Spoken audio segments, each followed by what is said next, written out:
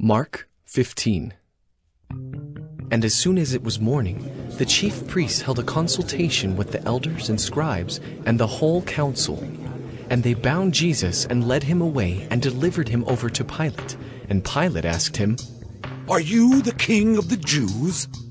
And he answered him, "You have said so." And the chief priests accused him of many things. And Pilate again asked him, "Have you no answer to make? See how many charges they bring against you." But Jesus made no further answer, so that Pilate was amazed. Now at the feast he used to release for them one prisoner for whom they asked. And among the rebels in prison who had committed murder in the insurrection, there was a man called Barabbas. And the crowd came up and began to ask Pilate to do as he usually did for them. And he answered them, saying, "Do you want me to release for you the king of the Jews?" For he perceived that it was out of envy that the chief priests had delivered him up. But the chief priests stirred up the crowd to have him release for them Barabbas instead. And Pilate again said to them, "Then what shall I do with the man you call the king of the Jews?" And they cried out again, "Crucify him!" And Pilate said to them, "Why? What evil has he done?" But they shouted all the more, "Crucify him!" So Pilate, wishing to satisfy the crowd, released for them Barabbas, and having scourged Jesus, he delivered him to be crucified. And the soldiers led him away inside the palace, that is, the governor's headquarters. And they called together the whole battalion.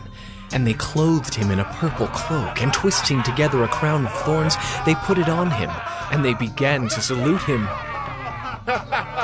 "Hail, King of the Jews!" And they were striking his head with a reed, and spitting on him, and kneeling down in homage to him. And when they had mocked him, they stripped him of the purple cloak, and put his own clothes on him. And they led him out to crucify him.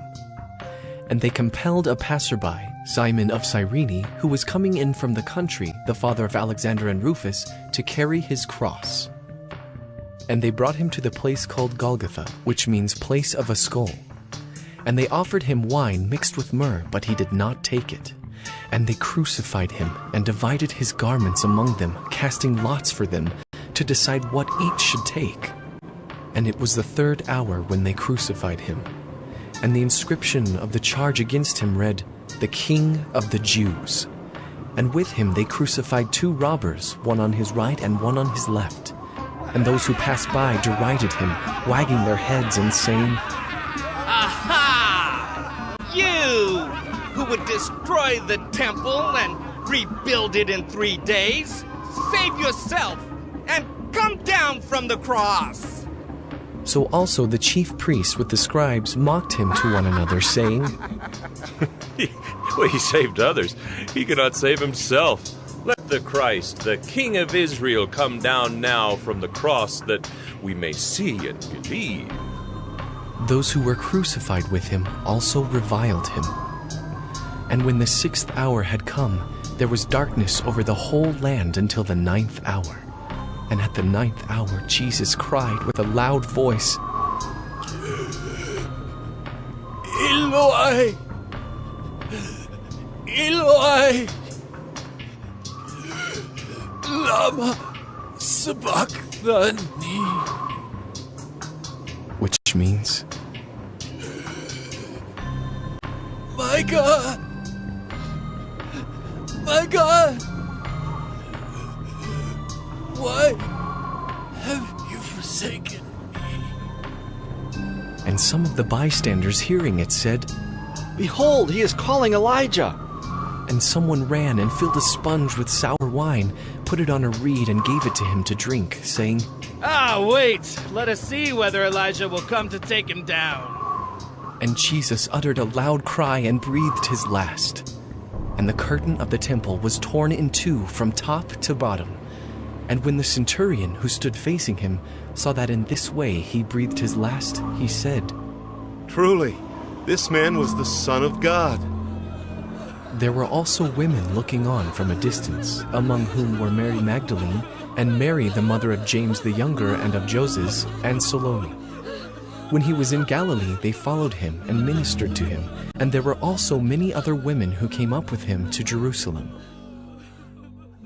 And when evening had come, since it was the day of preparation, that is, the day before the Sabbath, Joseph of Arimathea, a respected member of the council, who was also himself looking for the kingdom of God, took courage and went to Pilate and asked for the body of Jesus.